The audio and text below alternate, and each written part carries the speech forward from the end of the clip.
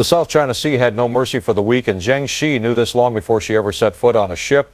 Born Shi Xinggu in 1775, she understood power the way most women understood embroidery, as something learned through necessity, perfected through pain, and wielded with precision. The floating brothel where she worked in Canton's Harbor District was not where she imagined her story would begin, but it was where she learned her most valuable lesson: men who think they own you are the easiest to control. She was 26 years old when the pirate Zheng Yi first walked into the flower boat where she sold her body for survival. Most men who came to these floating establishments were merchants, minor officials, sailors far from home. But Zheng Yi was different. He commanded a small fleet, part of the loose confederation of pirates that worked the coastlines, preying on trading vessels and avoiding the Qing Dynasty's naval patrols. He had scars that told stories, eyes that had seen death, and a confidence that didn't need to announce itself. Their first conversation wasn't romantic. It was transactional, like everything else in her life had been. But Xia Shango didn't perform the expected role of the demure prostitute.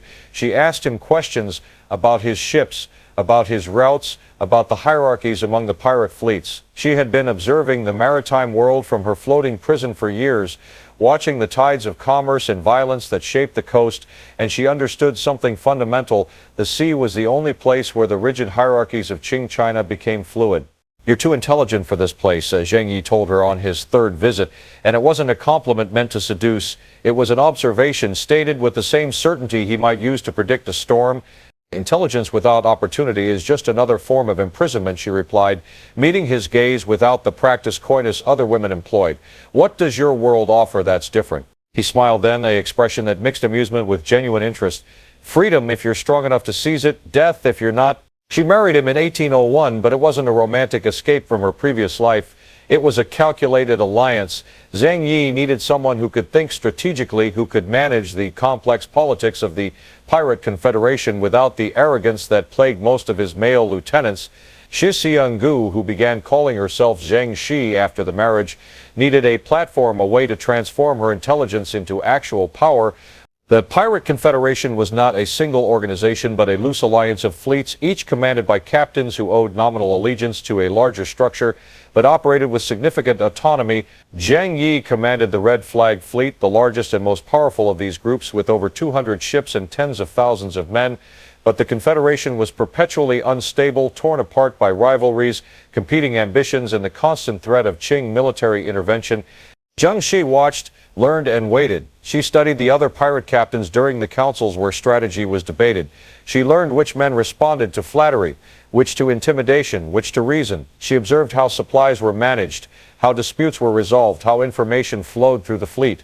Her husband valued her counsel, and increasingly other captains began to notice that her suggestions, delivered carefully, always framed as supporting her husband's authority, were often the ones that prevented disasters or secured victories. But she also learned the fundamental precariousness of her position. She was a woman in a world of men who had built their reputations on violence. Respect was conditional, always dependent on her husband's power. She had no ships of her own, no crew that owed her direct loyalty, no independent base of authority. Everything she had was borrowed, contingent, vulnerable. When Zheng Yi died suddenly in 1807, thrown overboard in a storm off the coast of Vietnam, Zheng Shi understood immediately that she faced the most dangerous moment of her life. Her husband had commanded the largest pirate fleet in Chinese history, but his death created a vacuum that dozens of ambitious captains would try to fill. Custom dictated that power should pass to a male relative or lieutenant. The idea of a widow, a former prostitute, claiming command of the Red Flag Fleet was so unprecedented that most of the captains initially dismissed it as impossible. She had hours, perhaps a day, before the fleet would fracture, before rival captains would seize ships, before the Confederation would dissolve into civil war, before she would be reduced to bargaining for her own safety, probably by becoming some other captain's concubine or being discarded entirely. Zheng Shi did not panic. She had been preparing for this moment without knowing it. In every conversation she'd had with her husband about fleet management, in every observation she'd made about the personalities and ambitions of the various captains, in every alliance she'd quietly cultivated, she understood something that the other captains in their conventional thinking did not. Succession crises were not decided by tradition, but by who could act most decisively while others hesitated. She called for an immediate council meeting before her husband's body was even cold, using her position as the widow to summon the captains with an authority that was temporary and rapidly expiring. When they gathered 27 captains, each commanding anywhere from 5 to 50 ships, she could see the calculations happening behind their eyes. Some were sympathetic, most were opportunistic, a few were openly contemptuous. The Red Flag Fleet requires leadership, one of the older captains began, using the elaborate courtesy that preceded power struggles. In this time of mourning we must consider, I will lead, Zheng Yi interrupted, her voice calm but absolute. The room went silent, the kind of silence that precedes either laughter or violence. Captain Go, who commanded 40 ships and had ambitions to unite the entire Confederation under his control, smiled with undisguised mockery. With all respect to your grief, Lady Zheng, command of a pirate fleet is not a matter for... I married into this fleet when it had 140 ships, she said, cutting him off again.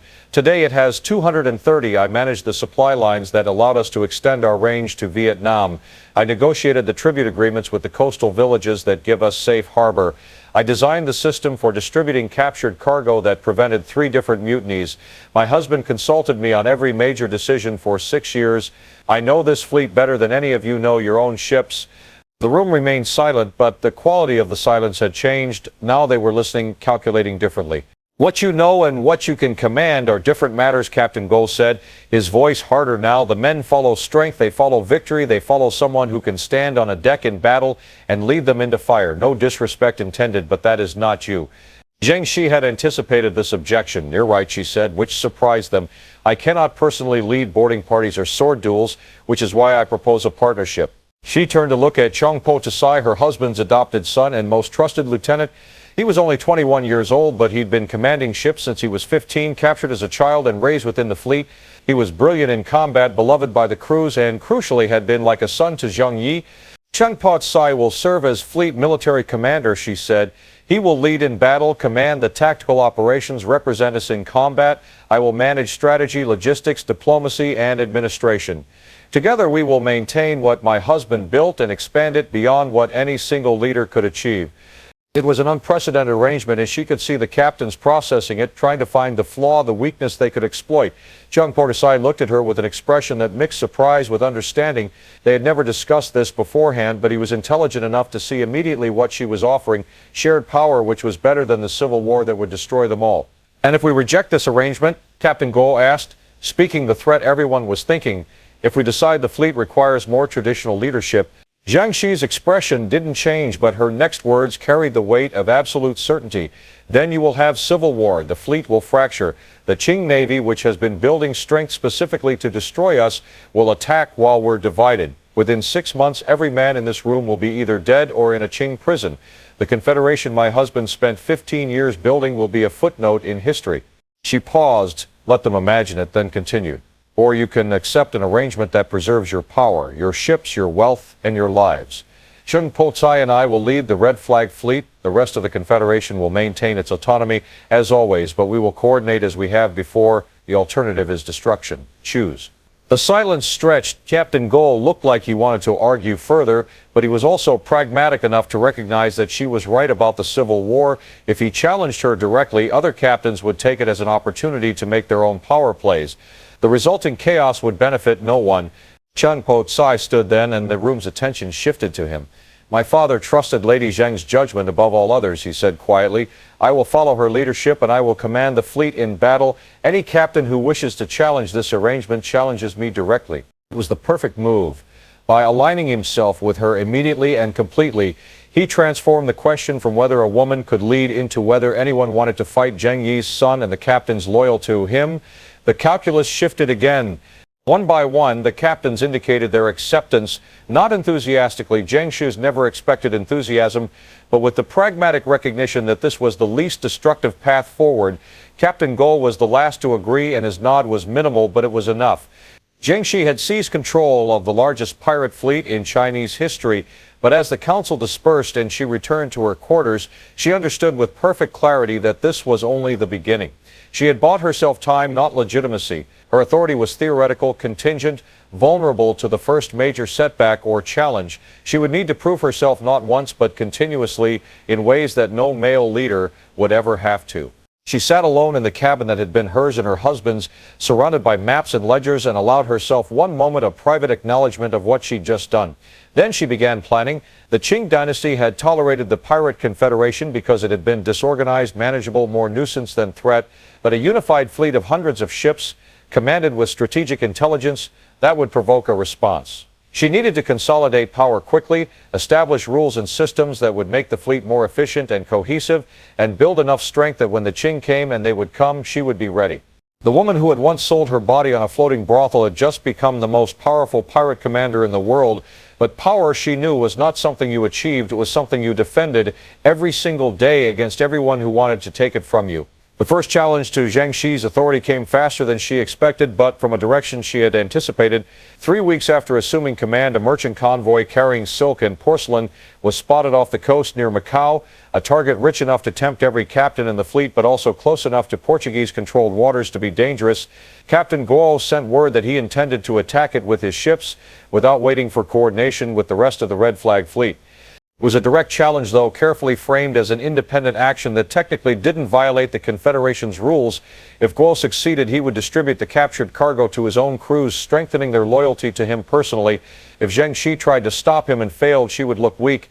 If she did nothing, other captains would begin acting independently, and the fleet would fracture exactly as she'd warned.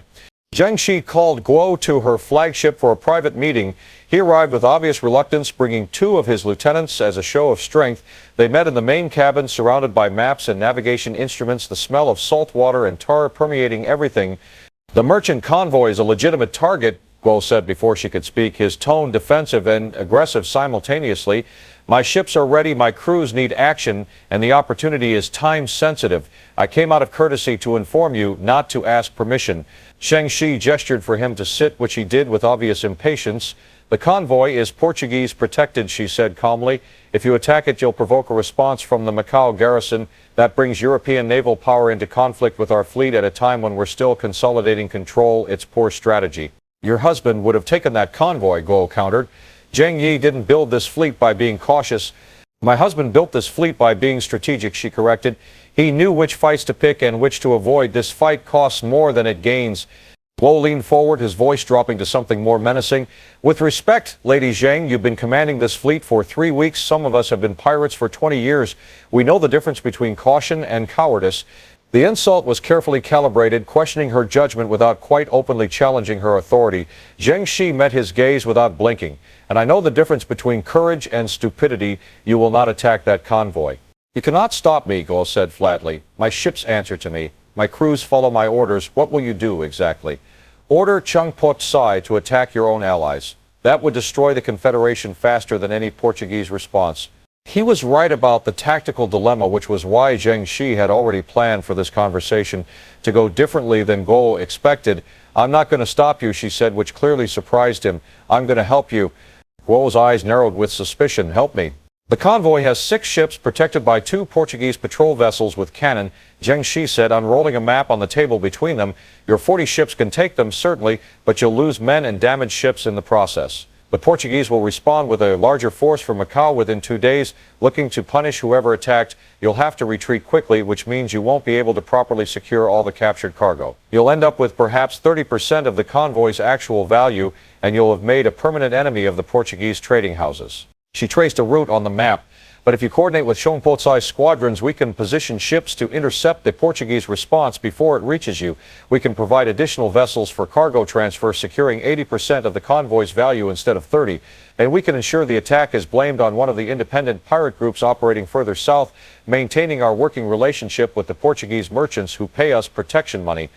Guo studied the map, his expression shifting from suspicion to calculation. "Why would you help me after I basically told you I was acting without your approval?" "Because I'm not interested in power for its own sake," Zheng Yi said, which was a lie but a useful one. "I'm interested in making this fleet successful, wealthy, and strong. Your ships are part of this fleet. Your success is our collective success. I don't want to control every decision you make. I want to make sure the decisions you make benefit everyone." It was a masterful reframing. Instead of fighting over authority, she was offering competence. Instead of demanding submission, she was providing value. Guo wanted to dismiss her, but he also wanted the larger share of the convoy's cargo and the protection from Portuguese retaliation. "What do you want in return?" he asked, because he was too experienced to think this was altruism. Recognition, Zheng, she said simply. When you distribute the captured cargo, you acknowledge publicly that the operation was coordinated with Fleet Command. You demonstrate that working with me produces better results than working independently. And in the future, when you identify targets, you bring them to council for coordination before acting. Well, we'll consider this for a long moment. And if I refuse, if I just take my ships and attack on my own terms? Zheng Yi's expression didn't change, but her voice carried an edge that hadn't been there before.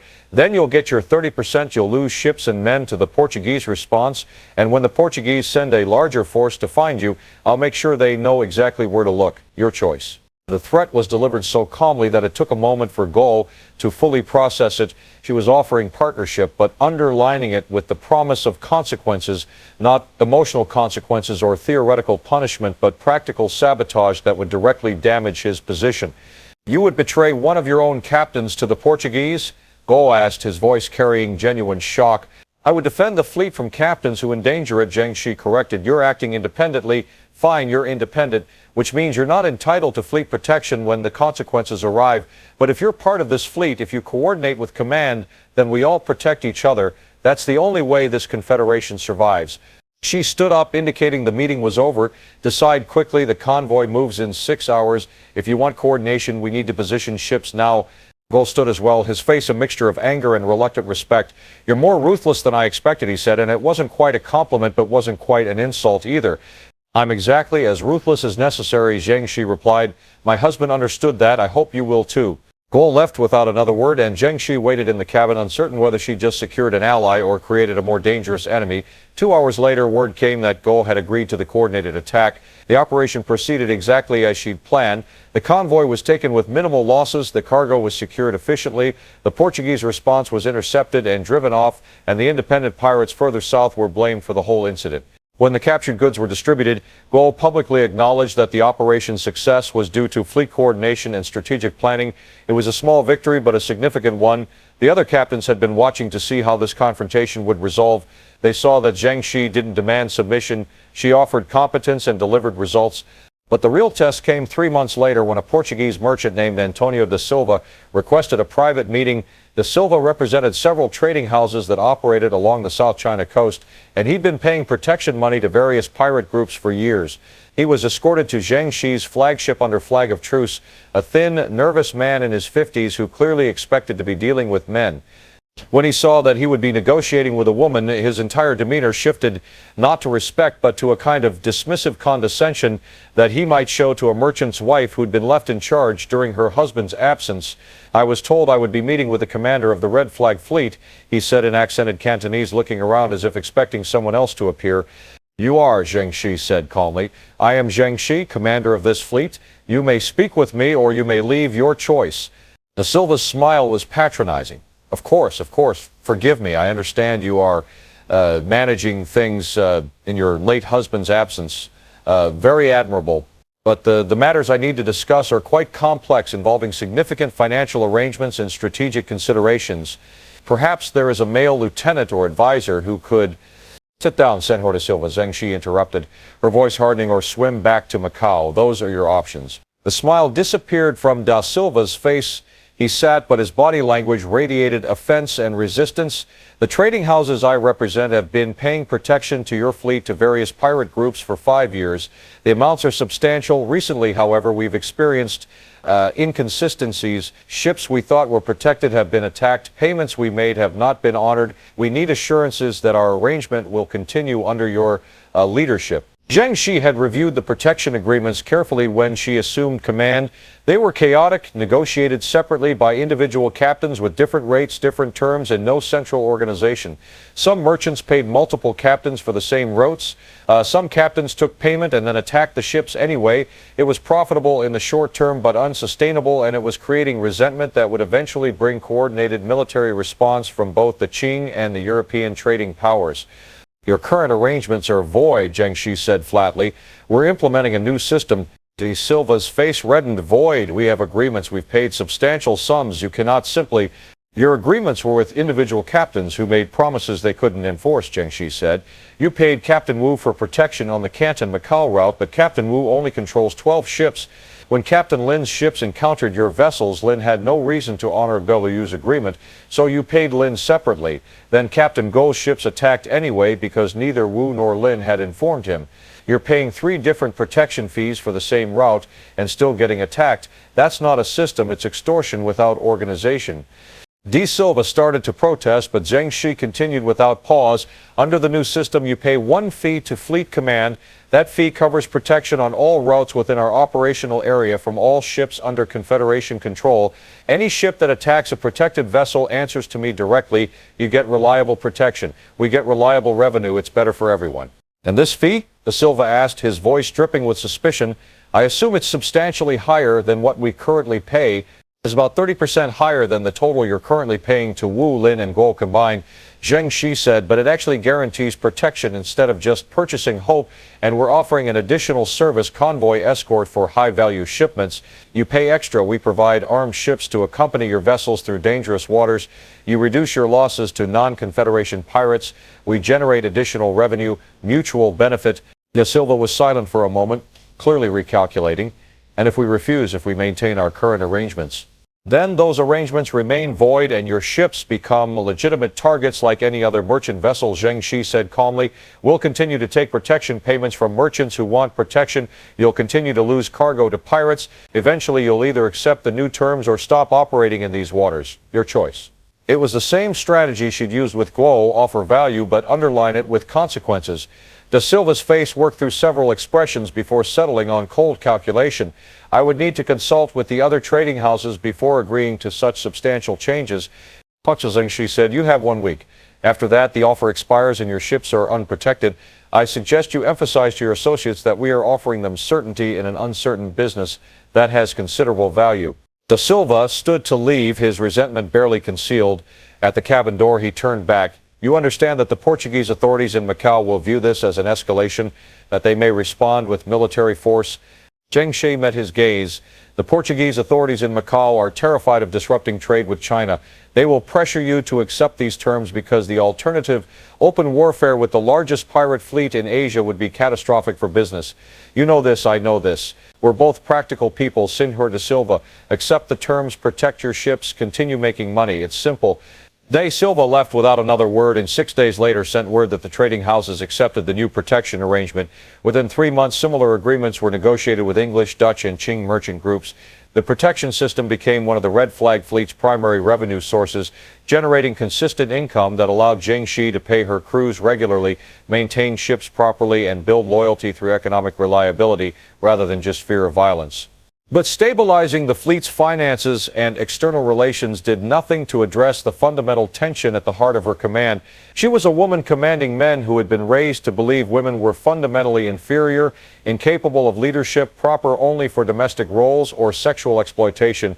Many of the pirates grudgingly accepted her authority because the alternative was worse, but acceptance was not respect and compliance was not loyalty. The tension manifested in small ways initially: captains who took slightly longer to respond to orders, lieutenants who questioned her decisions more aggressively than they would have questioned a male commander, crews who whispered about the whore who thinks she's an admiral. Zheng Yi ignored most of it, understanding that respect would come through demonstrated competence, not by demanding it. But 5 months into her command, during a fleet council meeting, one of the newer captains, a man named Huang, who commanded 15 ships and had a reputation for brutality, decided to make the subtext into text. I have a question about the latest operational orders, Huang said during a discussion of patrol routes, his tone suggesting the question was not actually about patrol routes. We're being directed to avoid confrontation with Qing naval vessels unless directly engaged. This seems cautious. Some might even say cowardly.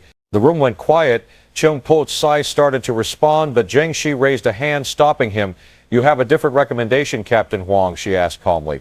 I recommend we remember what built this fleet, Huang said, standing up for emphasis. Aggression, dominance. Taking what we want and destroying anyone who tries to stop us. Lately, we seem more interested in negotiation and administration than actual piracy. Some of us wonder if that's because we're being led by someone more suited to keeping accounts than commanding warships. The insult was barely veiled. Every captain in the room understood what Huang was actually saying, that a woman, especially a former prostitute, was fundamentally incapable of the violent leadership that piracy required. Zheng Yi stood as well, moving around the table until she was standing directly in front of Huang. He was taller, broader, armed with both sword and pistol. She was unarmed, smaller, and according to every social convention that governed their world, utterly without the authority to challenge him. "You think negotiation is weakness," she said quietly, her voice carrying despite its low volume. "You think avoiding unnecessary fights means cowardice. You think violence is the only form of strength worth respecting." "I think a fleet is commanded by someone who can lead in battle," Huang said, emboldened by her apparent calmness. "Someone who can stand on a deck when the cannon are firing and the swords are swinging. Someone." Zheng Yi slapped him across the face with enough force that the sound echoed in the cabin. The room went absolutely silent, the kind of silence that precedes either immediate violence or a complete collapse of authority. Huang's hand went to his sword, his face contorted with rage and humiliation. "You dare. Draw that sword and you'll be dead before it clears the scabbard," Zheng Yi said, her voice still quiet but carrying absolute certainty. "Cheng Po Tsai's pistol is already aimed at your head. Captain Go's lieutenants have knives at your back. You see them now? They've been there since you started questioning my authority. You were so focused on insulting me that you didn't notice you were surrounded." Huang's eyes flickered to the sides, confirming what she said. His hand stayed on his sword hilt but didn't draw. This is you learning what actual leadership looks like," Zheng Yi interrupted. "You think strength is being the biggest man in the room with the sharpest sword? I think strength is knowing exactly how every person in this room will react before they do it. I knew you would challenge me today, Captain Huang. I knew it would be during this meeting. I knew what form your challenge would take, and I prepared accordingly." She stepped closer, directly into his personal space, close enough that he could strike her easily if he chose. "You want to see me lead in battle? Fine, tomorrow you and I will take your flagship and my flagship, and we will hunt Qing patrol vessels. We will engage them directly with overwhelming force, exactly the kind of aggressive action you claim to value, and when the cannon are firing and the swords are swinging, you will see whether I can command in combat." Huang looked uncertain now, which was exactly what she wanted. "And if you cannot, if you freeze or panic or reveal yourself to be, then you can challenge me for command of the fleet," Zheng Yi said. "Right there on the deck in front of both crews, you can tell everyone that you were right, that women cannot lead, that I was a pretender who failed when tested. But if I do not freeze, if I do not panic, if I command effectively in combat, then you will kneel before this entire council and acknowledge that you were wrong, that your challenge was based on prejudice, not judgment, that I am your commander." "Agreed." It was a trap, but Huang had backed himself into a position where refusing would make him look cowardly in front of every other captain. "Agreed," he said through clenched teeth. The next morning, Zheng Yi and Huang's ships sailed north toward an area where Qing naval patrols were known to operate. Zheng Yi had chosen her flagship's crew carefully, veterans who had sailed with her husband, men who owed their current positions to her administrative reforms, loyal to competence more than tradition. But she also knew that if she showed weakness, if she failed in combat, that loyalty would evaporate instantly. They found a Qing patrol vessel by midday, a medium-sized warship with 16 cannon escorting a grain transport. It was a legitimate military target, but also a dangerous one. The Qing vessel was well armed and its crew would be trained naval sailors, not merchant seamen. "There," Huang called from his ship, pointing toward the patrol vessel.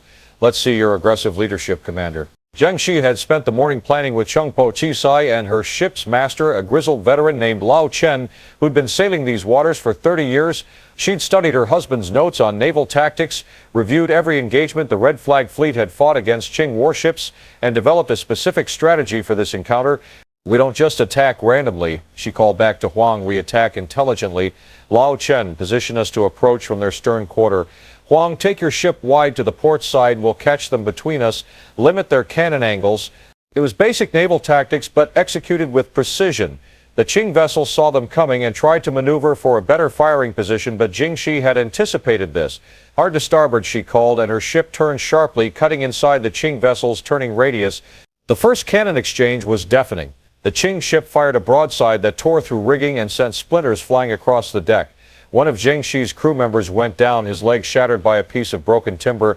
She felt the urge to look away, to flinch from the violence, but she forced herself to remain steady, to keep her voice calm and clear. "Return fire, aim for their waterline." Her ship's cannon fired in sequence, a rolling thunder that sent iron balls crashing into the Qing vessel's hull. She saw a wood splinter, saw men fall on the enemy deck, saw the Qing ship list slightly as water began entering through the damaged planking. Huang's ship had positioned itself perfectly on the Qing vessel's port side, and now it fired its own broadside. Caught between two pirate vessels, the Qing warship was taking damage from both sides, its ability to maneuver crippled by the coordinated attack. "Prepare to board," Zheng Yi called. She knew she couldn't personally lead the boarding party. Her combat skills were limited, and trying to prove herself in hand-to-hand fighting would be stupid. But she could command the boarding action, coordinate the assault, make the tactical decisions that would determine victory or defeat. Grappling hooks flew across the narrowing gap between ships, pulling the vessels together. Chung Po-Tishizai led the boarding party, his sword already drawn, his voice raised in a war cry that his crew echoed. The fighting on the Qing ship's deck was brutal and chaotic, swords flashing, pistols firing, men screaming. Zheng Yi watched from her position on the quarterdeck, forcing herself to see the combat clearly, to identify where the fighting was going badly, where her crew needed support. "More men to the forecastle," she called. "They're trying to regroup there. Cut them off." A second wave of boarders followed her command, overwhelming the Qing defenders before they could form an organized resistance. Within minutes, the Qing captain was dead, his crew either killed or surrendering. The grain transport tried to flee, but Huang's ship pursued and captured it easily. When the fighting ended, Zheng Yi's ship had taken moderate damage and lost 3 men, but they had captured a Qing warship and its supply vessel. It was a clear victory executed with tactical precision rather than just overwhelming force.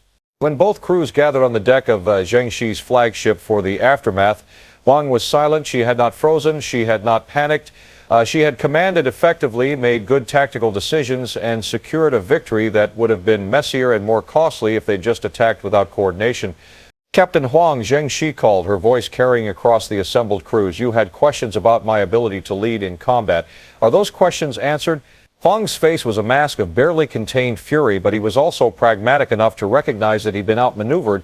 In front of 2 ships' worth of witnesses, he'd challenged her, and she'd proven herself. To refuse to acknowledge this now would make him look petty and dishonest. He knelt slowly, his eyes burning with resentment. "You have proven yourself in combat, Commander. My challenge was premature." It wasn't a gracious acknowledgement, but it was public submission, which was what Zheng Yi needed. She had demonstrated that she could command in battle, could make effective tactical decisions under fire, could lead men in the violence that was piracy's fundamental currency. But as the crews dispersed and she returned to her cabin to deal with the aftermath, casualty reports, damage assessments, captured cargo inventories, she understood that this victory was temporary. There would be other challenges, other captains who tested her authority, other moments where she would have to prove herself again. The burden of leadership for a woman in a man's world was that she could never simply be competent. She had to be exceptional, repeatedly, publicly, without rest. Her hand was trembling slightly as she poured tea, the delayed physical response to the combat stress she'd suppressed while on deck. She allowed herself a moment of private acknowledgement of her fear, then put it aside and began writing the report for the Fleet Council. Power was not something you claimed once and kept forever. It was something you defended every single day. The Qing dynasty's response to the growing power of the Red Flag Fleet came in the spring of 1808, and it came with the full weight of imperial authority. The emperor had finally recognized that the pirate confederation was not a temporary nuisance, but an existential threat to maritime commerce and, by extension, to the Qing government's legitimacy along the southern coast. The official edict arrived through back channels, a copy obtained by one of Zheng Yi's informants in the Guangzhou bureaucracy. It was written in the formal classical Chinese of imperial proclamations, but its message was brutally clear. The pirate confederation was to be eradicated completely. A new naval command had been established under Admiral Zhang Baolin, with a fleet of over 400 warships, twice the size of the Red Flag Fleet, and unlimited authority to pursue, engage, and destroy pirates without mercy. The edict specifically mentioned Zheng Yi by name, which was unusual. Most imperial proclamations referred to pirates generically or used derogatory terms, but this document identified the woman called Zheng Yi, widow of the pirate Zheng Yi, who is presumed to command men in violation of all natural law and propriety. The bounty offered for her capture was substantial, 10,000 taels of silver, more than most of her captains would see in a lifetime. But it was the nature of the bounty that chilled her. The emperor wanted her alive. The proclamation specified that she was to be captured and brought to Beijing for public trial and execution, to serve as an example of what happened to those who violated the Confucian social order so completely.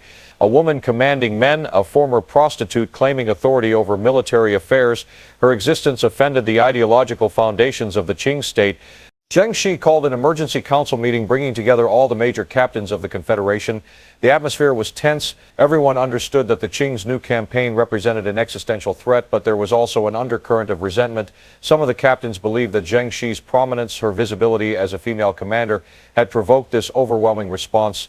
Captain Wu, one of the older and more conservative captains, voiced this concern directly. The emperor specifically names you in his edict. Your presence as fleet commander has made this personal for the Qing court. They see you as an affront to proper social order. Perhaps if command transitioned to someone less provocative, the emperor's response might be less severe.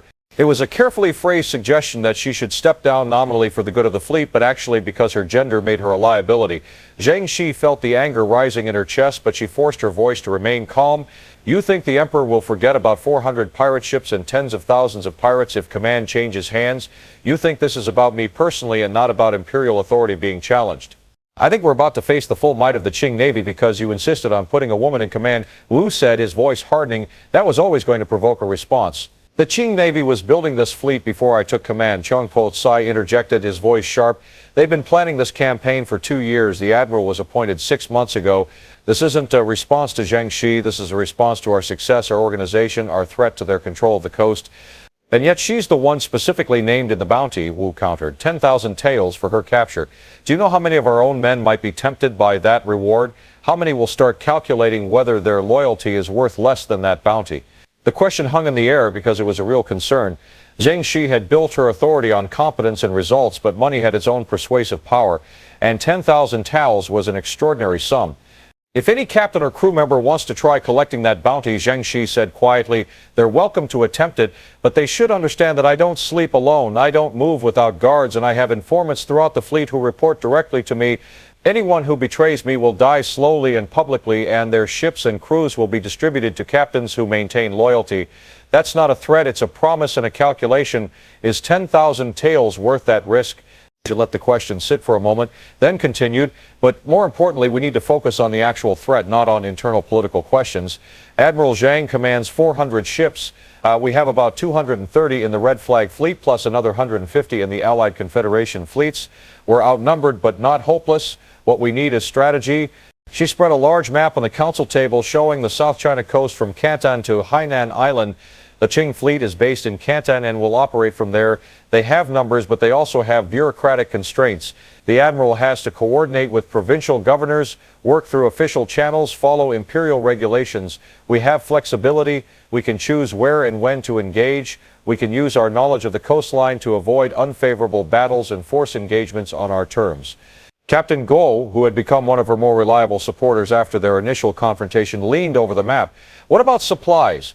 A fleet that size requires enormous logistical support. If we can disrupt their supply lines... Exactly, Zheng Yi said. They need to bring food, water, ammunition, and repair materials from Canton. Those supply vessels are vulnerable. We identify their routes. We attack their logistics. We force Admiral Zhang to split his forces to protect his supply chain. That reduces the numerical advantage. Over the next 2 hours, they developed a comprehensive strategy. The Red Flag Fleet would avoid direct confrontation with the main Qing Armada. Instead, they would use their superior knowledge of the coastal waters to conduct hit-and-run attacks on supply lines, forcing the Qing fleet to disperse. They would use their network of safe harbors in neutral territory, coves controlled by sympathetic coastal villages, inlets too shallow for the Qing's larger warships to rest and repair between engagements. It was a strategy of exhaustion designed to make the Qing campaign too expensive and frustrating to sustain. The emperor had authorized this fleet, but that authorization came with expectations of quick victory.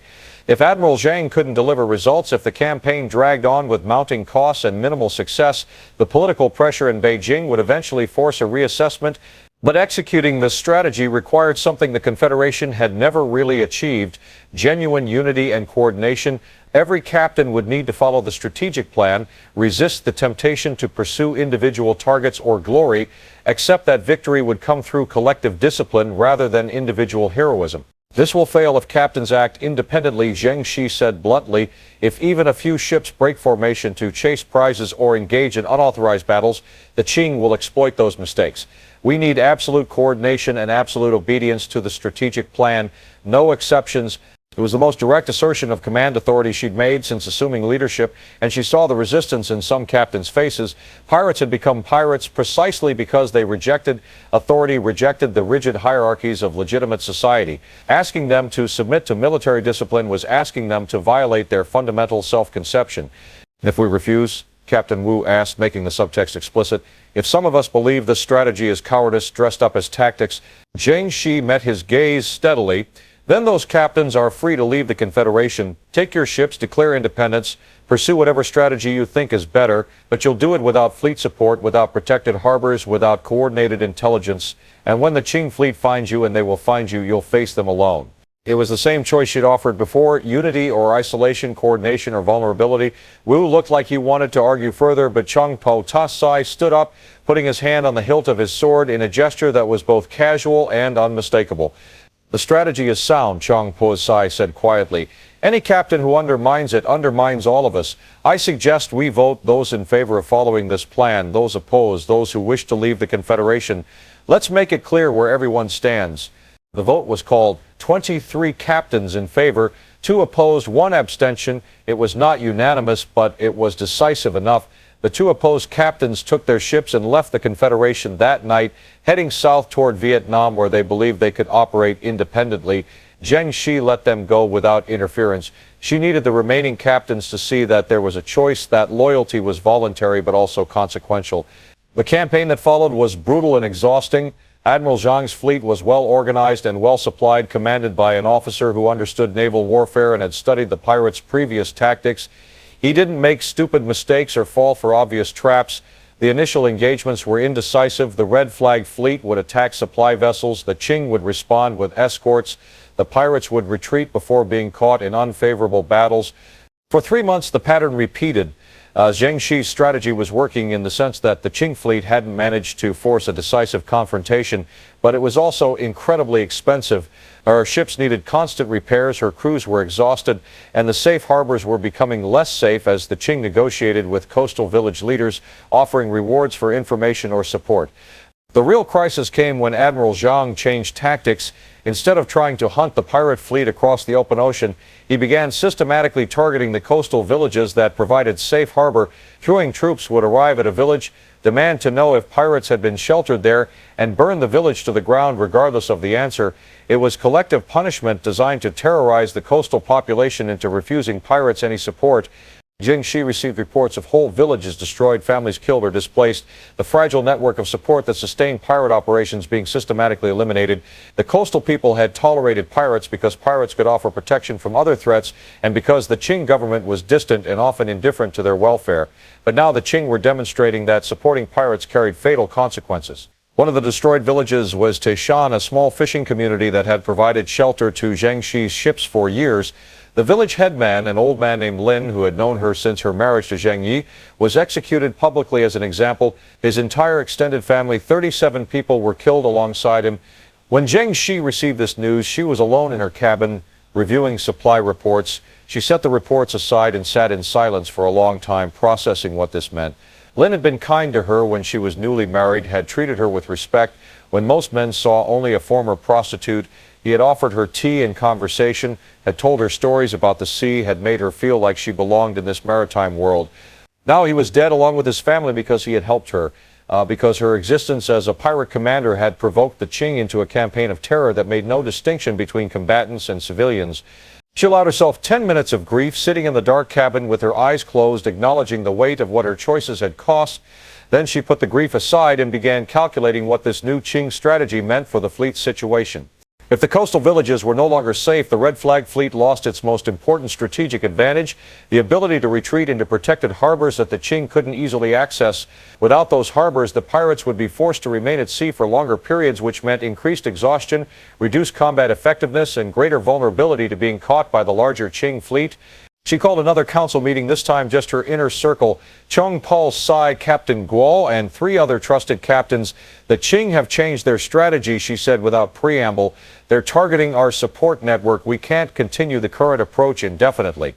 We need to either force a decisive engagement or negotiate. Negotiate? Guo looked genuinely shocked. With the Qing, they're offering 10,000 taels for your head. What makes you think they would negotiate? They would negotiate because this campaign is expensive and politically risky for them, Zheng Yi said. Admiral Zheng has been trying to destroy us for 3 months and hasn't succeeded. Every month this continues, the emperor's court becomes more impatient. The provincial governors are complaining about the cost. The merchants are complaining about disrupted trade. There's political pressure to end this, and negotiation might be more attractive than they want to admit. Qing Po Chisai was watching her carefully. What kind of negotiation are you thinking about? Zheng Yi had been considering this possibility for weeks, wargaming different scenarios, trying to calculate whether the Qing could be persuaded to accept something other than complete destruction of the pirate confederation. We offered to disband the fleet in exchange for amnesty. Most pirates return to civilian life, surrender their ships, accept Qing authority. In return, the Qing agrees not to prosecute past crimes, provide some financial compensation to ease the transition, and allows us to reintegrate into society. The silence that followed was heavy with implications. What she was describing was surrender. Though she had carefully avoided using that word, she was proposing that they give up piracy, give up the freedom and power they had fought for in exchange for safety and amnesty. You're proposing we quit, Guo said flatly. After everything we've built, everything we've fought for, you want us to just give up and become farmers or fishermen? I'm proposing we survive, Zheng Yi countered. The Qing fleet is larger, better supplied, and has imperial authority behind it. We can continue fighting, win some battles, lose others, watch our fleet slowly shrink as ships are destroyed and crews are killed. Eventually we lose. Or we can negotiate from a position where we still have enough strength to demand terms before we're so weakened that we have no leverage. This is cowardice, one of the other captains said. This is exactly what Captain Wu predicted, that having a woman in command would lead to surrender instead of victory. Zheng Yi stood up, her voice hardening. Captain Wu is currently being hunted by Admiral Zheng's fleet somewhere off Hainan Island. Without fleet support, without safe harbors, with half his ships already captured or destroyed, his courage has won him nothing but the slow extinction of his command. I'm offering us a path that doesn't end with everyone dead or in Qing prisons. Call it cowardice if you want, but I call it leadership. The argument continued for hours, with positions hardening on both sides. Some captains believed surrender was inevitable and that negotiating now would secure better terms than waiting until they were desperate. Others believed that surrender would betray everything they had built, would validate the Qing's claim that the pirate confederation was a temporary aberration that would eventually submit to imperial authority. Finally, Chung Po Tai intervened. We should at least explore the possibility of negotiation. Send a message to Admiral Zheng, see if he's willing to discuss terms. We don't commit to anything, but we gather information. If the terms are acceptable, we consider them. If they're insulting, we keep fighting. What do we lose by asking? It was a reasonable compromise, and after more debate, the council agreed. Zheng Yi drafted a carefully worded message to Admiral Zheng, proposing preliminary discussions about potential resolution of the current conflict. She sent it through intermediaries using back channels that wouldn't expose her directly if the admiral rejected the overture. 3 weeks later, she received a response. Admiral Zheng was willing to meet under flag of truce to discuss possible terms. The meeting would take place on a neutral Portuguese vessel in Macau harbor with guarantees of safe passage from the Portuguese authorities. Zheng Yi knew it could be a trap. The bounty on her head was substantial, and Admiral Zheng might calculate that capturing her would be worth violating a flag of truce. But she also knew that this might be their only opportunity to negotiate from a position of relative strength. She sailed to Macau with Chung Po Tai and a small escort, leaving instructions that if she didn't return within 3 days, the fleet should scatter and pursue independent operations. The Portuguese vessel was a merchant ship that had been requisitioned for the meeting, its captain clearly unhappy about being involved in high-stakes negotiations between pirates and imperial authority. Admiral Zheng arrived with his own escort, and when they met in the ship's cabin, Zheng Yi found herself facing a man in his 50s, wearing the formal robes of Qing Naval Command, his face weathered by decades at sea. He looked at her with an expression that mixed curiosity with undisguised contempt. "So," he said without any formal greeting, "the famous female pirate. I confess I expected someone more impressive. You look like a merchant's widow, not the scourge of the South China coast." Zheng Yi met his gaze without flinching. "And you look like a bureaucrat playing at naval command, yet here we both are, Admiral. Shall we dispense with the insults and discuss terms?" Zheng's expression hardened, but he gestured for her to sit. "I'm authorized to offer amnesty to pirates who surrender unconditionally. You would disband your fleet, surrender all ships and weapons, and accept Qing authority. In return, most of your people would be pardoned for past crimes and allowed to return to civilian life." "Most of our people," Zheng Yi repeated, which implies some would not be pardoned. Who specifically would be excluded from amnesty? Zhang consulted a document. Captains who have commanded ships in attacks against Qing warships or who have killed imperial officials, approximately 40 individuals across the entire Confederation, would be subject to prosecution. Everyone else receives full pardon. And what about me? Zheng Yi asked, though she already knew the answer. You would be excluded from amnesty, Zhang said flatly. The emperor has specifically ordered your capture and public trial. That is non-negotiable. However, if you facilitate the fleet's surrender, the emperor might be persuaded to show some mercy in your sentence, perhaps imprisonment rather than execution. Zheng Yi smiled without humor. So your offer is that my people receive amnesty in exchange for me sacrificing myself to the emperor's justice. You understand why I might find that arrangement unappealing. I understand that you're a criminal who has violated every social and moral law, Zhang said, his voice carrying genuine anger. Now, you're a woman who has presumed to command men, a former prostitute who has pretended to military authority. Your very existence is an offense against proper order. The emperor offering any terms at all is extraordinary mercy. The emperor is offering terms because he can't defeat me militarily, Zheng Yi corrected. Your fleet has been trying to destroy us for 3 months and has achieved nothing substantial. Every month this continues, you look weaker. Eventually, the political cost becomes unacceptable. That's why you're negotiating, not because of imperial mercy. Zhang's face reddened. You think you can win? You're outnumbered, running out of safe harbors, slowly being strangled by our blockade. This is a war of attrition that you cannot win. Perhaps Zheng Yi agreed, but attrition works both ways. How much longer does the emperor fund this campaign before he demands results? How many more ships can you lose before the provincial treasuries refuse to pay? How much political capital are you willing to spend on a war against pirates? They stared at each other across the table, both calculating, both trying to determine how much room for negotiation actually existed. Finally, Zhang spoke more quietly. What would you want? What terms would you accept? Full amnesty for everyone in the Confederation, including captains and commanders, Zheng Yi said, including me. We surrender ships and weapons, accept Qing authority, agree never to resume piracy. In return, we receive pardons, some financial compensation to ease the transition to civilian life, and permission to settle in coastal areas where we can make legitimate livings. Impossible, Zhang said immediately. The emperor will never grant you personal amnesty. Your existence mocks everything the dynasty represents. Then this war continues, Zheng Yi said calmly, and we both continue losing ships and men until one side collapses or until you're recalled to Beijing in disgrace for failing to achieve victory. Zhang stood up, clearly ending the meeting. I will convey your demands to the emperor's court, but I can tell you now that they will be rejected. You're asking the dynasty to legitimize rebellion, to acknowledge that a woman can defy imperial authority and be rewarded for it. That will never happen. Then perhaps you should return to your fleet and prepare for a long war, Zheng Yi said, standing as well, because I'm not surrendering myself for execution to make your emperor feel better about his wounded pride. The meeting ended without agreement. Zheng Yi returned to her fleet, knowing that she had confirmed what she suspected. The Qing were willing to negotiate, but not willing to offer terms she could accept. She had bought some time, demonstrated to her captains that she had explored peaceful options, but the fundamental conflict remained unresolved. The war continued. The Qing intensified their campaign, and the Red Flag Fleet adapted their tactics, becoming more guerrilla, more dispersed, harder to pin down, but also less effective as an organized force. Villages continued to burn, ships continued to sink on both sides. The South China coast became a war zone where neither side could achieve decisive victory.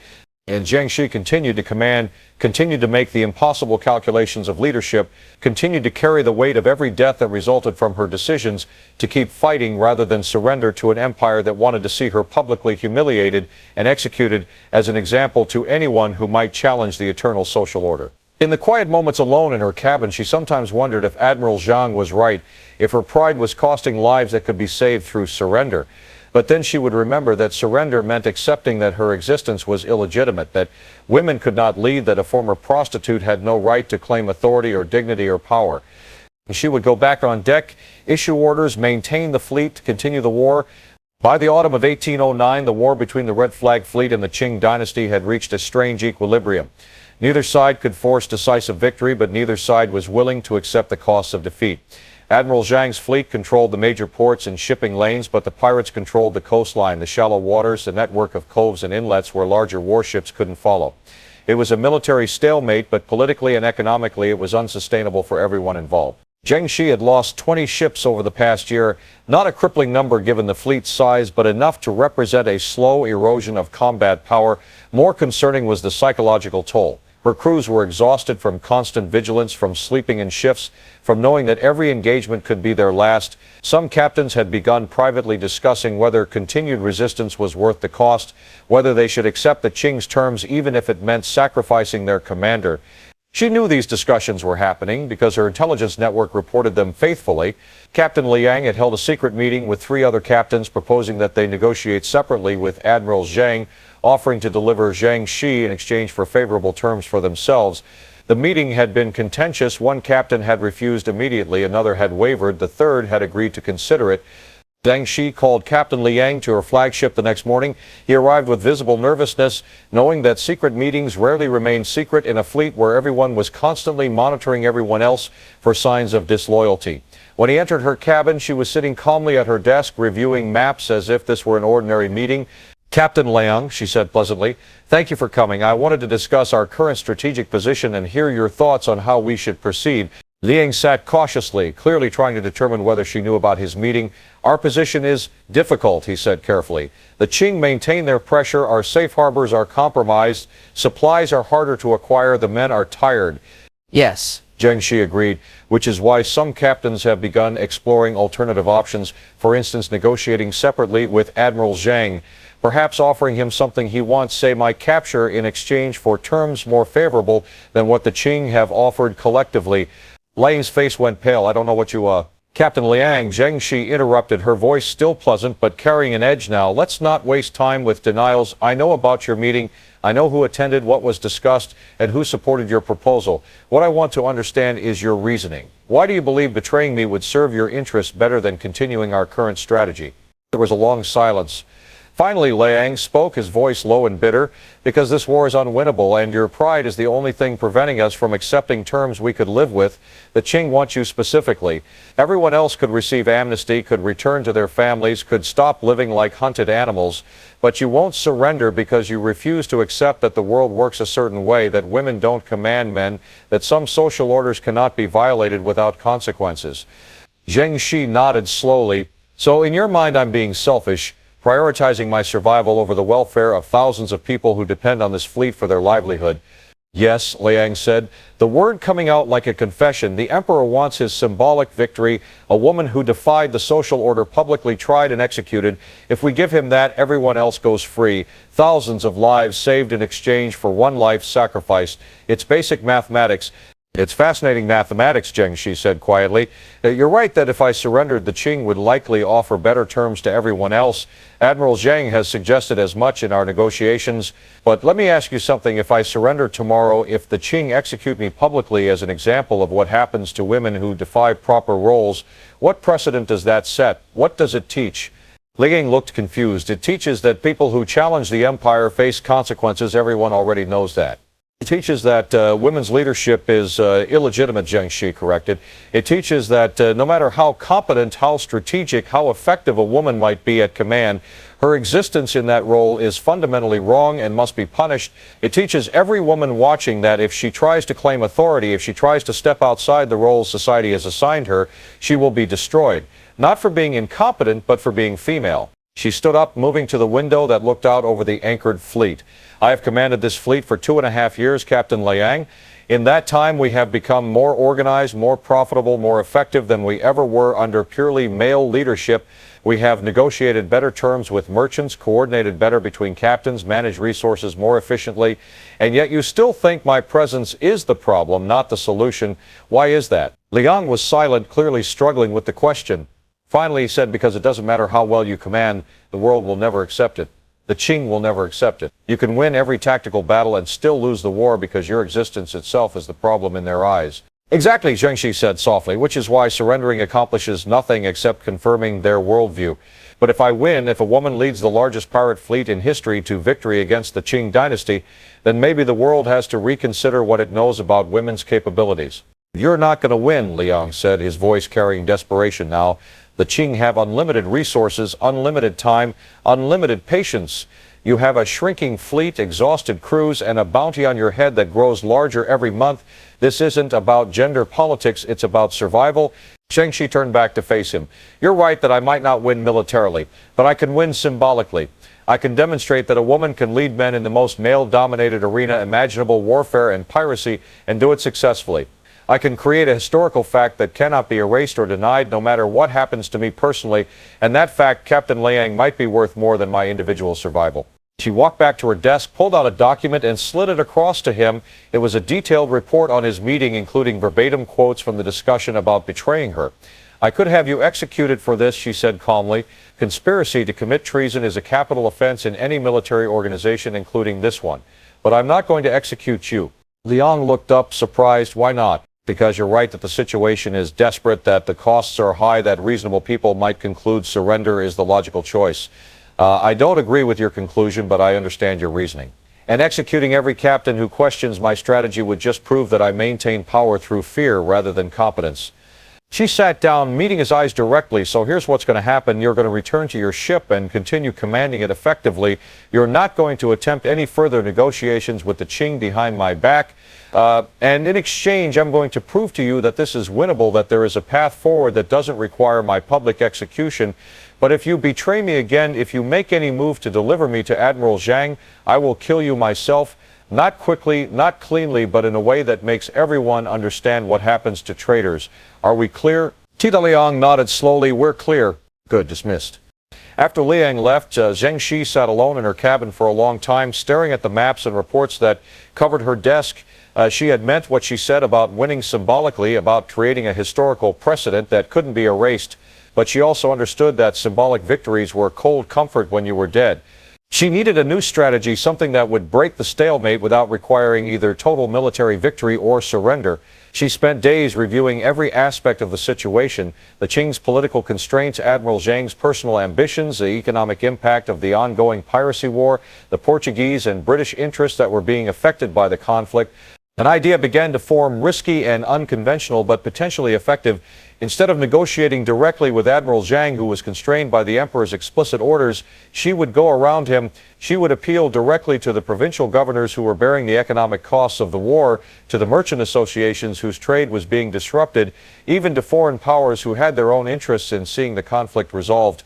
She drafted a series of proposals, each tailored to different audiences, to the provincial governors. She offered a detailed plan for how former pirates could be integrated into coastal defense forces, turning enemies into assets. To merchant associations, she proposed formalized protection arrangements that would actually reduce piracy rather than just creating chaos. To foreign trading companies, she suggested that a negotiated settlement would restore stability to trade routes faster than continued warfare. It was diplomacy on a scale she had never attempted before, leveraging every connection, every relationship, every pressure point she could identify. She sent representatives to Macau, to Hong Kong, to Guangzhou, carrying proposals and letters, initiating conversations, planting ideas in the minds of people who had influence over the Qing court. The campaign took months. Gradually, pressure began building on the emperor from unexpected directions. Provincial governors sent memorials arguing that the anti-piracy war was too expensive and that negotiated settlement would be more cost-effective. British and Portuguese merchants lobbied their governments to pressure the Qing toward negotiation. Even some Qing officials began privately suggesting that amnesty for pirates, including female pirates, might be pragmatically wise, even if ideologically uncomfortable. Zheng Yi monitored these developments through her intelligence network, watching as the political context shifted beneath Admiral Zhang's feet. He was still trying to win a military victory, but his political support was eroding. The war that had begun with imperial certainty was becoming increasingly controversial.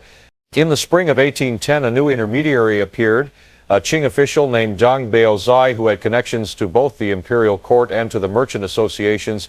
He carried a new proposal, one that differed significantly from Admiral Zhang's original terms. The Qing government was willing to offer comprehensive amnesty to all pirates who surrendered, including captains and commanders, including Zheng Yi. The fleet would disband, ships would be surrendered, but pirates would receive financial compensation and would be allowed to settle in coastal areas. Some former pirates would even be recruited into official coastal defense forces, turning their maritime skills toward legitimate service. There was one condition: Zheng Yi had to publicly submit to Qing authority, not through execution or imprisonment, but through a formal ceremony where she would acknowledge the emperor's sovereignty and accept a position within the Qing administrative system. It was political theater designed to satisfy the emperor's need for symbolic victory without requiring her actual punishment. When Zheng Yi received this proposal, she convened her inner council, Qing Po-ta, Captain Guo, and her other closest advisors. The Qing are offering real terms, she said without preamble. Full amnesty for everyone, including me. Financial compensation, permission to settle, even offers of official positions for some captains in exchange for formal submission and disbanding the fleet. It's what you wanted, Guo said, somewhat surprised. Better terms than we ever expected. Why do you look uncertain? Because I'm trying to decide whether accepting this makes me a victor or a defeated enemy being allowed to surrender gracefully, Zheng Yi admitted. Is this a negotiated peace between equals, or is this the Qing giving me a face-saving way to admit I lost? Zhang Po-tu's Sai was watching her carefully. Does it matter if the terms are acceptable, if our people are safe, if you avoid execution? Does the symbolism matter? It matters if what I'm trying to achieve is larger than my personal survival, Zheng Yi said. I wanted to prove that a woman could command successfully, could challenge imperial authority and win. If I accept these terms, am I proving that, or am I just proving that I fought well enough to negotiate acceptable surrender conditions? The room was silent. Finally, Captain Guo spoke. You've commanded the largest pirate fleet in Chinese history. For 3 years, you've fought the Qing Navy to a stalemate. You've negotiated terms that no other pirate leader has ever achieved. Full amnesty, financial compensation, official positions. You've survived everything they threw at you and kept the fleet intact. If that's not victory, I don't know what is. Zheng Yi looked around at her advisors, these men who had followed her, who had accepted her authority even when it violated everything they'd been taught about gender and social hierarchy. If I accept these terms, the historical record will say I surrendered, that the pirate confederation was defeated and dismantled. No one will remember that the terms were unusually generous, that I negotiated from a position of strength, that I forced the Qing to adapt their terms to our demands. The historical record is written by people who weren't here, Chung Po-tsai said quietly. We know what actually happened. We know what you achieved. Isn't that enough? It was the question Zheng Yi had been wrestling with for months. Was personal victory enough, or did she need public recognition? Was proving something to herself and her fleet sufficient, or did she need the world to acknowledge it? She thought about all the women who would come after her, who would face the same rigid social hierarchies, the same assumptions about female incompetence, the same barriers to leadership. Would her story inspire them or discourage them? If she accepted these terms, would they see a woman who fought and won on her own terms, or a woman who ultimately had to submit to male authority? I want to modify the terms, she said finally. I'll accept formal submission and disbanding the fleet, but I want the ceremony to be structured differently. Instead of me kneeling before imperial representatives, I want a mutual exchange. I acknowledge the emperor's authority, but the emperor's representatives also acknowledge my leadership and the legitimacy of the terms we've negotiated. Symbolic equality, not symbolic subordination. Zhang Baozai looked doubtful. The imperial court expects submission. They won't accept ceremonies that imply equality between a pirate and the emperor. Then tell them I'll continue the war, Zheng Yi said calmly. Tell them I would rather die fighting than kneel in public submission. Tell them that for the cost of a ceremonial concession, allowing me symbolic dignity, they get everything they actually want: disbandment of the fleet, end to the piracy threat, integration of thousands of pirates into civilian society, or they can refuse and watch this war continue indefinitely. Their choice. It took another 3 months of negotiation, but eventually the Qing agreed to modified ceremonial terms. Zheng Yi would acknowledge the emperor's sovereignty and accept amnesty, but the ceremony would be framed as a mutual agreement rather than unilateral surrender. It was a subtle distinction, but one that mattered deeply to her. On April 20th, 1810, Zheng Yi formally disbanded the Red Flag Fleet. Over 17,000 pirates surrendered their ships and weapons, accepted Qing amnesty, and began the transition to civilian life or official service in coastal defense forces. The ceremony took place in Guangzhou, with Qing officials and pirate captains both present, witnessing the end of the most powerful pirate confederation in Chinese history. Zheng Yi stood before the assembled crowd wearing formal robes rather than the practical clothing of a ship's commander. The Qing representative read the terms of the amnesty, acknowledging the negotiations that had led to this moment, treating it as an agreement between parties rather than a dictate from superior to inferior. When it was her turn to speak, Zheng Yi addressed both her former crews and the Qing officials. For 3 years, I commanded the Red Flag Fleet. In that time, we proved that leadership is not determined by gender, but by competence, that strategy matters more than convention, that the world can change if people are willing to challenge what seems unchangeable. Today, we accept amnesty and transition to peaceful lives, but we do not accept that what we accomplished was wrong or impossible or contrary to nature. We proved it was all possible, and that proof cannot be erased. It was not the speech the Qing officials wanted to hear. They wanted contrition, apology, acknowledgement of wrongdoing, but she had negotiated for the right to speak her own words, and she used that right to claim victory, even in the moment of surrender. The ceremony concluded. The Red Flag Fleet ceased to exist. Zheng Yi accepted a position as an advisor on coastal affairs, a largely ceremonial role that came with a small salary and official recognition. Many of her former captains received similar positions or permissions to operate legitimate maritime businesses. In the weeks that followed, Zheng Yi began the strange process of transitioning from pirate commander to something resembling a respectable citizen. She settled in Guangzhou in a modest house provided as part of the amnesty agreement. Qing Pucai, who had been both her military lieutenant and eventually her second husband, worked alongside her to help former pirates integrate into civilian society. But adaptation was difficult. For people who had spent years living by violence and freedom, the constraints of legitimate society felt suffocating. Some former pirates struggled with the transition, failed to find meaningful work, drifted back toward illegal activities. Zheng Yi did what she could to help, using her connections to find them positions, offering advice, providing financial support when possible, but she couldn't save everyone. And she wrestled with her own identity. Who was she now? Not a pirate commander. That role had ended with the disbandment. Not a traditional woman. She had violated too many social norms to ever fit that category. Not quite a Qing official, despite the ceremonial position. She existed in a liminal space, neither fully legitimate nor entirely criminal, respected by some for her achievements and despised by others for her audacity. She sometimes wondered if she had made the right choice, accepting the amnesty instead of continuing to fight. But then she would receive word of a former pirate who had successfully started a fishing business, or a captain who was commanding a legitimate trading vessel, or a crew member who had reunited with family he hadn't seen in years.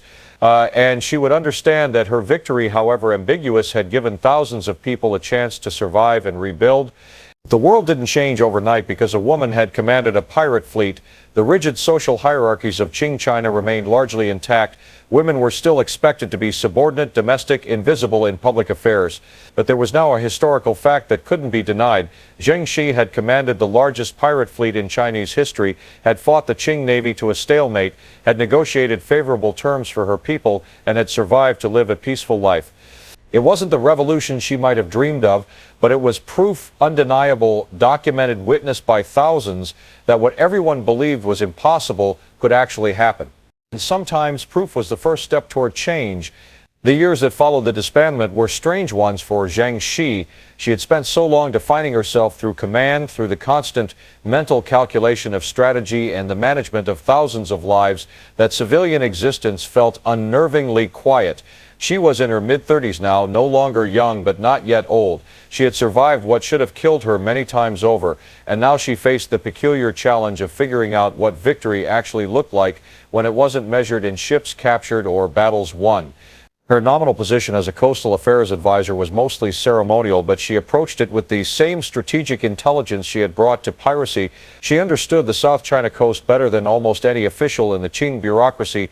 She knew the tides, the coves, the seasonal weather patterns, the networks of fishermen and traders who actually made the maritime economy function. When she offered advice, it was usually sound, and gradually, even reluctant officials began to listen.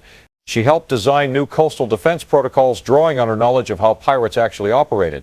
She proposed regulations for fishing rights that reduced conflict between villages. She mediated disputes between merchant houses and local communities. It was unglamorous work, nothing like commanding a fleet in battle, but it was useful, and usefulness, she had learned, was its own form of power. But the transition was hardest on the people who had followed her. 17,000 former pirates were trying to reintegrate into a society that viewed them with suspicion and contempt. The Qing had granted amnesty, but that didn't erase social stigma. Former pirates were denied certain jobs, faced harassment from local authorities, struggled to find communities that would accept them. Zheng Yi found herself becoming an advocate for these men, using whatever limited influence she had to protect them.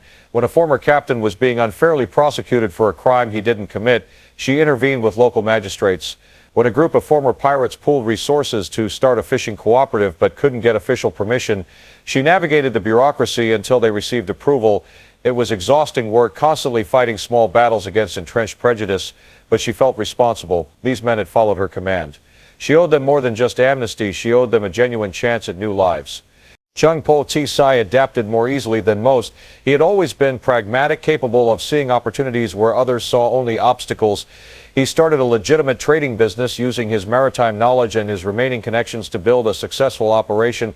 He and Zheng Yi lived quietly together, their relationship a practical partnership that had evolved from military alliance to something resembling a genuine marriage, though one very different from the rigid Confucian ideal. They adopted children from among the orphans of former pirates, kids who had lost parents in battles or who had been born into the fleet and had nowhere else to go. Zheng Yi found unexpected meaning in this, creating a small family from the wreckage of the disbanded Confederation. She taught the children to read and calculate, skills that might give them advantages she had never had as a young woman.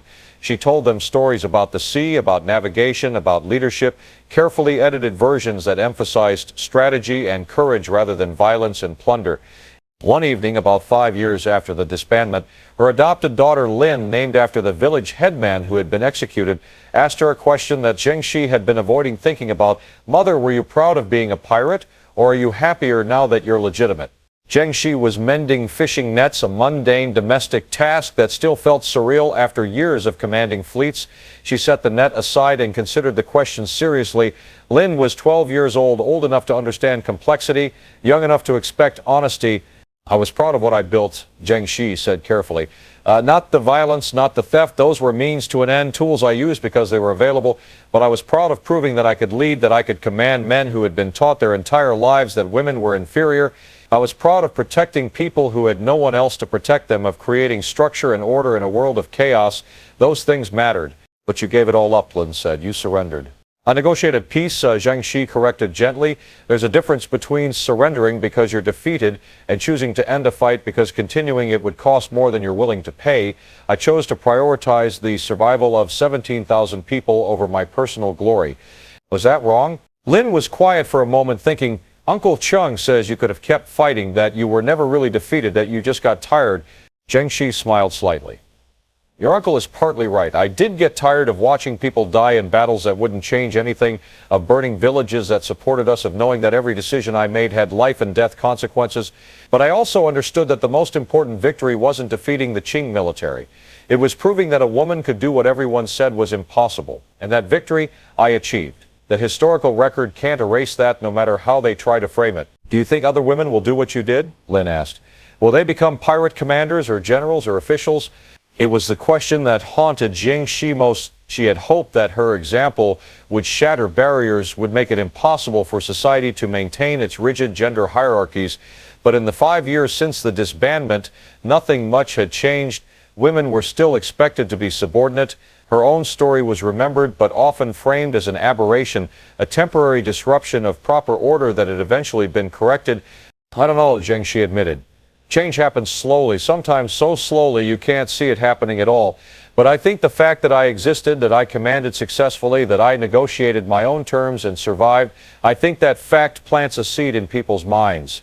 Maybe not in this generation, maybe not even in the next, but eventually someone will point to my story and say, if Zheng Yi could do it, why not me?" And that question, once asked, is very hard to silence. Lin seemed satisfied with this answer. She went back to her own work, studying the classical text that Zheng Yi insisted all her children learn, regardless of gender. Zheng Yi watched her daughter, this girl who would grow up with opportunities Zheng Yi herself never had, and felt something that might have been hope. The years continued to pass. Zheng Yi's hair began to show gray. Her body, which had endured years of shipboard life and physical stress, developed the chronic aches that were the price of having survived what should have killed her. She moved slower now, though her mind remained as sharp as ever. She began writing, documenting the history of the Red Flag Fleet from her perspective. The official Qing histories would tell the story one way, as the defeat and punishment of pirates who had threatened imperial authority. She wanted to create an alternative record, one that captured the complexities, the strategic decisions, the human costs on all sides. She didn't know if anyone would ever read what she wrote, but the act of recording felt important, a way of claiming ownership over her own narrative. Former members of the fleet would sometimes visit, bringing news from their new lives. Some had prospered. Captain Gold now ran a successful merchant operation and had even been appointed to a minor official position. Others struggled. Captain Lalang had died in a fishing accident, never fully adapting to civilian life. Each story was a reminder that the disbandment's consequences extended far beyond the political theater of the surrender ceremony. One visitor particularly moved her, a woman named May who had served on one of the fleet's ships disguised as a man. She had been one of perhaps a dozen women who had managed to conceal their gender and fight alongside male pirates, risking discovery and severe punishment if caught. After the disbandment, May had returned to her home village, but had found it impossible to resume the restricted life expected of women. "You showed us what was possible," May told Zheng Yi during their conversation. "Not just you commanding the fleet, but the fact that women could be on those ships at all, could fight and work and prove ourselves equal. I can't go back to being invisible, to pretending I'm capable of only domestic tasks. You broke something in me, or maybe you fixed something that was always broken. I don't know which, but I know I can't unknow what I learned." "What will you do?" Zheng Yi asked. "I'm joining a merchant ship as a navigator," May said. "I'll probably have to disguise myself again, at least initially. But once I prove my competence, maybe they'll accept me for what I can do rather than what I am. It's a risk, but you taught us that some risks are worth taking." After May left, Zheng Yi sat quietly in her garden processing this conversation. She had thought her legacy would be the military achievement, the strategic victories, the historical fact of female command. But maybe the real legacy was more personal, more individual, the seed of possibility planted in the minds of women like May, who had seen what was possible and could no longer accept what was supposedly impossible. As she entered her 50s, Zheng Yi's official role became more substantive. The Qing bureaucracy grudgingly and gradually recognized that her expertise was valuable. She was consulted on anti-piracy operations, her advice sought when new pirate groups emerged. It was deeply ironic, the former pirate commander now helping the empire she had fought against. But she approached this work seriously, understanding that the best way to reduce piracy was to address its root causes: poverty, lack of opportunity, coastal communities left vulnerable by bureaucratic indifference. She proposed reforms: better regulation of fishing rights, more equitable tax policies, coastal development programs that would give people alternatives to piracy. Most of her proposals were ignored or watered down by bureaucratic resistance, but some were implemented, and she could see the effects: villages that became more prosperous, fishing communities that resolved disputes peacefully, coastal areas where piracy decreased not through military force but through improved economic conditions. It wasn't glorious work, it didn't make her famous, but it was meaningful, and Zheng Yi had learned to value meaning over glory. Chungpo Tosai died when she was 53, a sudden illness that took him within days. The loss was profound. He had been her partner for over 2 decades, first in commanding the fleet, then in navigating civilian life. They had built something together, not a traditional marriage, but a genuine partnership based on mutual respect and shared purpose. After his death, Zheng Yi found herself reevaluating her life, conducting the kind of existential inventory that major losses provoke. She had started as a prostitute, survived to become the most powerful pirate commander in history, negotiated peace with the Qing Dynasty, and lived to old age, a journey that seemed impossible at every stage. What did it all amount to? She thought about the women who would come after her. The Qing social order remained largely intact. Women were still subordinate, still restricted, still defined primarily by their relationships to men. Her own achievements hadn't revolutionized society, but they had created a historical fact, a reference point, a story that could be told and retold. In her final years, Zheng Yi lived quietly in Guangzhou, supported by a small pension from the Qing government and the success of the business Chungpo Chai had built. Her adopted children had grown up and started their own lives, carrying forward some of the lessons she had taught them. Former pirates still occasionally visited, bringing news, seeking advice, maintaining the connections forged during the fleet years. She died in 1844 at the age of 69, an extraordinarily long life for someone who had lived through what she had experienced. Her death was noted in local records, mentioned in some official documents, but not widely publicized. The Qing Dynasty preferred to minimize attention to her story, to let it fade into obscurity. The stories have their own life, independent of official approval. The tale of Zheng Yi, the prostitute who became a pirate commander, who fought the Qing Navy to a stalemate, who negotiated her own terms and survived to old age, persisted in oral histories, in local legends, in the collective memory of the coastal communities who had known her. Decades later, historians would rediscover her story, would mine the records and documents she left behind, would reconstruct the remarkable arc of her life. They would debate whether she was a criminal or a rebel, whether her legacy was positive or negative, whether her story was exceptional or representative. But they couldn't deny the fundamental facts: she had existed, she had commanded, she had succeeded. For Zheng Yi herself, lying on her deathbed with her adopted daughter Lin holding her hand, The question of legacy seemed less important than it once had. She had lived fully, had loved and been loved, had built things that mattered, had protected people who needed protection. She had proved to herself and to anyone willing to see that women could lead, could command, could claim power and wield it effectively. The world hadn't changed as much as she'd hoped, but it had changed in small ways, in individual lives, in the minds of women who heard her story and thought, if she could do it, maybe I can too. And maybe that was enough. As her breathing slowed and consciousness faded, Zheng Yi's last thought was not of battles won or treasure captured or political victories achieved. It was of a young prostitute on a flower boat watching the ships in Canton Harbor, dreaming of a world where she could be more than what society said was possible. She had lived that dream, not perfectly, not completely, but genuinely. And that was her victory, not the one history would record, but the one that mattered most.